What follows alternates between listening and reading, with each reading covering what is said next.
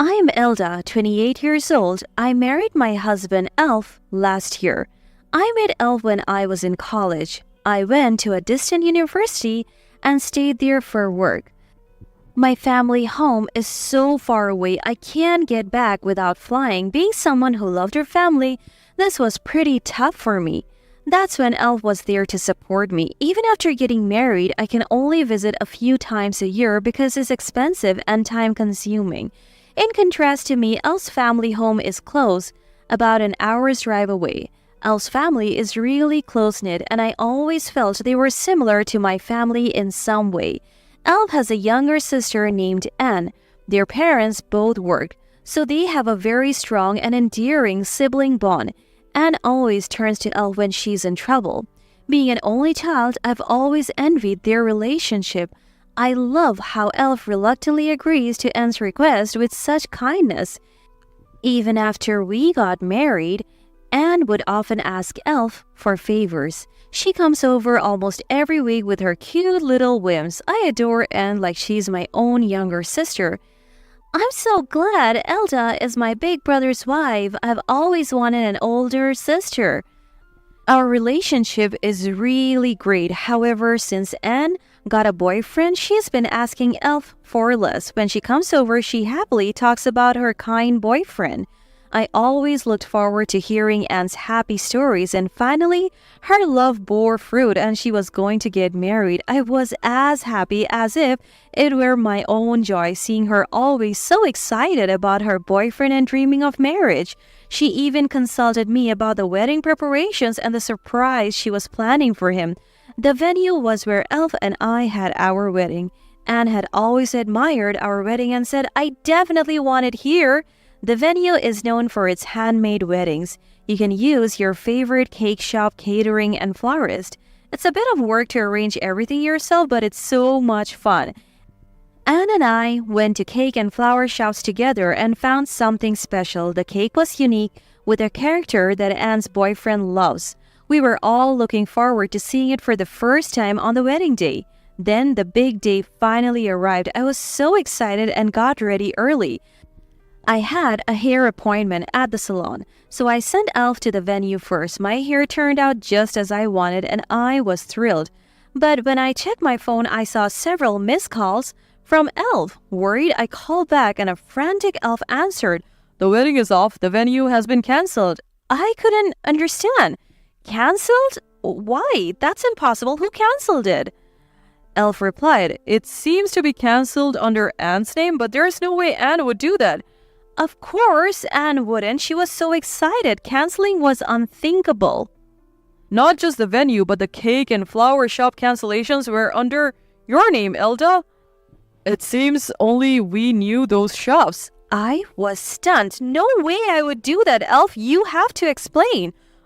I tried, but Anne started accusing you and collapsed in tears, saying she trusted you. Elf sounded troubled. I was worried about Anne and said I would come right away, but Elf strongly advised against it. The relatives think you're the culprit. They're furious and looking for you. It's dangerous. They might be waiting at the train station. I was scared by the misunderstanding. Following Elf's advice, I decided not to go and headed home instead. Okay, I'll head home. Let me know if you find out anything about Anne. Elf urgently said, "Don't go home. The relatives are heading there. We can explain later, but for now it's best to run. I'm worried about you being alone. Let's stay apart for a while. I'll handle the relatives coming to our house. We can explain when things cool down." When I was told that, I became afraid to go home. I immediately contacted my best friend, Salah.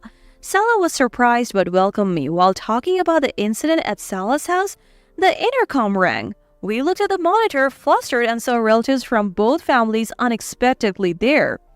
Salah said, "Leave it to me. This is my forte. Just relax here," and went to the door. I could hear the conversation, but Salah handled it firmly. The relatives shouting my name filled me with fear.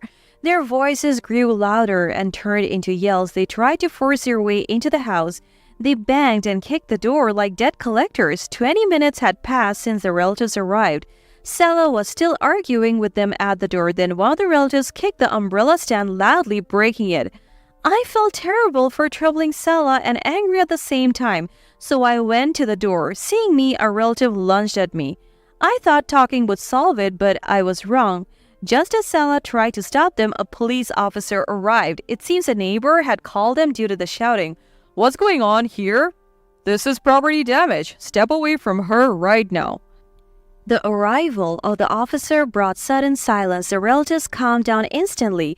Their previous bravado disappeared. The officer suggested, "Let's discuss this at the station. Either way, it's not right for adults to behave this way towards a young woman. You've also broken the umbrella stand.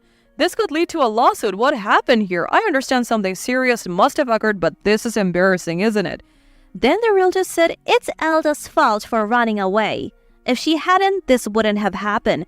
We were angry because she canceled the wedding and collapsed from the shock." I immediately responded, "I didn't cancel anything, can't you see? I was at the hair salon getting ready for the wedding. I was looking forward to Anne's wedding as much as anyone. Why would I cancel it? How is Anne now? That's my only concern." The relatives calmed down and were at a loss for words seeing me. I was all set with my hairstyle. I was dressed in a new party dress I bought for the day. Then Salah said, "It seems there's a big misunderstanding. We should set up a place to talk. Let's arrange a meeting with Anne, Elf, Elda, and the relatives. Anne must be going through a tough time mentally." The relatives agreed. They were clearly intimidated by the police officer and behaved very differently from before. The officer then said, "Since property has been damaged, we need to hear this at the station. Please come with us." At the police station, the officer said, "I understand being upset about a wedding cancellation, but she says she didn't do it. It must be frightening to have people suddenly yelling at you. This is property damage and it could lead to arrest." The relatives regained their composure and apologized to me and Salah. They didn't want to escalate the situation, and Salah said, "If you compensate for the damage, I won't sue, but that umbrella stand was expensive. Is that okay?" The relatives replied, "We'll compensate for any amount. We're sorry for breaking something important."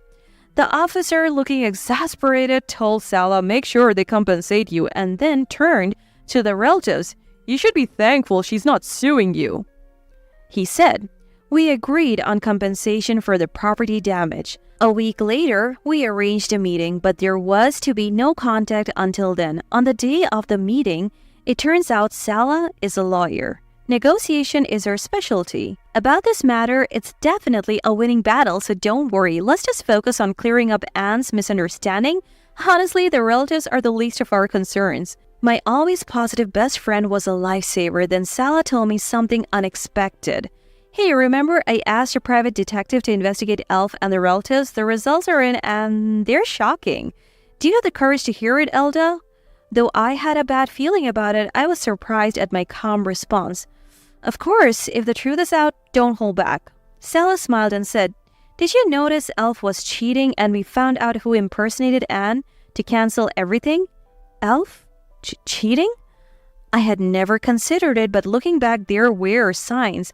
His sudden increase in overtime, staying out overnight, always having his phone with him, locked at all times. It made sense why he hadn't contacted me at all since the incident. I felt my feelings for him cooling rapidly. Salah continued, "It might seem unrelated to the cancellation, but the culprit is Elsa's affair partner." I was speechless. I asked, "Is it someone I know, a friend of Anne's?" Salah, with a look of disgust, said, "Elf's affair partner is one of Anne's relatives. Elf, scared of running into her at the wedding, fed her information and made it look like you cancelled everything." I struggled to comprehend this bizarre situation. Salah went on, "And the worst part? Elf's with her right now, telling you to run away and suggesting separation while he's out having fun with her. It's infuriating and shallow." No tears came to my eyes, just regret for having such a pathetic husband. I didn't want to see his face anymore. Then the meeting day arrived and the relatives came.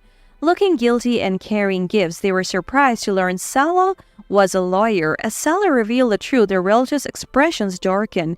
Their earlier bravado was gone. They couldn't even lift their heads, but I didn't intend to blame them forever. Once they understood the facts, that was enough. They would soon be strangers to me. There was no need to understand each other. Relieved that the suspicions were cleared, The relatives' anger turned towards Elf and his mistress. They said Anne seemed to have recovered but didn't know the truth yet. I had mixed feelings about seeing her. Then Elf arrived, having been given a later time. Actually, I had told Elf that our meeting time was an hour late. We planned to explain everything to our relatives before confronting Elf about the affair. Sensing the tense atmosphere, Elf felt uneasy. "Just sit down, Elf. There's a lot I need to tell you. Brace yourself." I couldn't hold back my anger anymore and told him. Elf, shocked by my outburst, was speechless. Sala calmly started revealing Elf's affair. Initially, Elf played dumb, but as the detective's photos of him splurging during our separation were presented, the relatives exclaimed, "You dare to make excuses in this situation, pretending Elda canceled the wedding while you were cheating? What a liar!" I felt vindicated. No wonder the relatives were so eager to find me. And then the main point. I brought up divorce, citing the revelations as a reason. Then Elf suddenly raised his voice and started crying. His crying shocked me, and I struggled to suppress my laughter. Seeing him cry didn't make me think I still love Elf. On the contrary, I admired myself for wanting a divorce. I told him, "How can you even say that? You canceled your cute younger sister's wedding just to avoid running into your affair partner, hurting her in the process? And what were you doing this past week? You didn't contact me at all, right?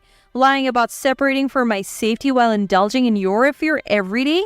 Well, thanks to that, we got plenty of evidence. Frankly, I didn't even want to see your face today."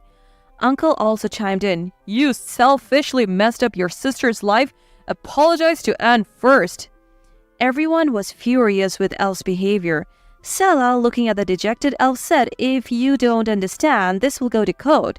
It will surely be a losing battle for you, Elf, but if you're okay with that, we are ready to take it on." Elf, overwhelmed by Sala's firm stance, whispered in a faint voice, "I'll divorce." Deciding then and there, I pushed the half-completed divorce papers towards him. The relatives and my best friend could be witnesses. We quickly sorted out the necessary documents for the divorce.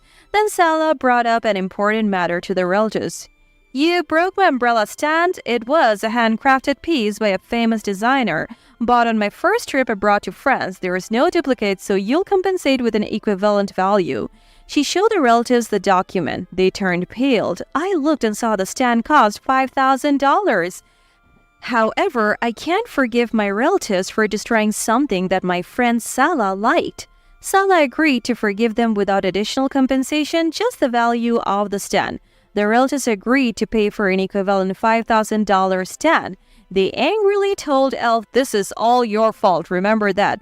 Next was Elf's turn. First, he had to cover the cost and compensation for the sudden cancellation of the sister-in-law's couple's wedding. The preliminary estimate was around $50,000. Elf's demeanor sunk further at the amount, but that wasn't all. There would be compensation in the divorce case against me.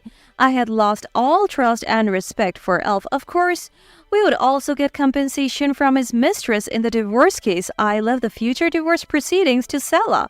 I didn't want to see either Elf or his mistress again. Sela, knowing everything, was determined to help me. Elf's misfortunes continued. His boss was one of the relatives, and the scandal spread to his workplace. He was demoted, and his pride couldn't take it, leading him to resign. I heard from a friend that the mistress was a freeloader with no stable job. Originally, the mistress didn't have much financial stability and struggled to find steady employment. Elf, having become unemployed, quickly parted ways with her due to their lack of funds. Indeed, it seems when the money goes, the honey goes. Elf now had to work day jobs and part-time at a convenience store to repay the compensation for the divorce case and Anne's wedding venue costs. He once came to me begging for sympathy after realizing the consequences of his actions, but I felt none. Furthermore, after receiving severe criticism from the relatives, Elf moved out of state. His current whereabouts are unknown, but since the compensation for the divorce case has been paid, that's all that matters to me. After the wedding cancellation, Anne and I lost contact. I tried reaching out a few times, but my messages were unread, leading me to realize she had blocked me. I wanted to clear the misunderstanding, but rumors suggested Anne was recovering well, so I didn't contact her, not wanting to revive unpleasant memories. However, after the divorce, I received a call from Anne. Anne was crying when I answered, Elda, I'm sorry, I panicked back then and believed everyone when they said you canceled the wedding. I know you care too much to do that, I'm sorry. I was just happy to hear from her. The misunderstanding seemed trivial now. Thank you for calling, Anne. It's understandable to panic in such a situation. I'm glad you understand. Are you feeling better now?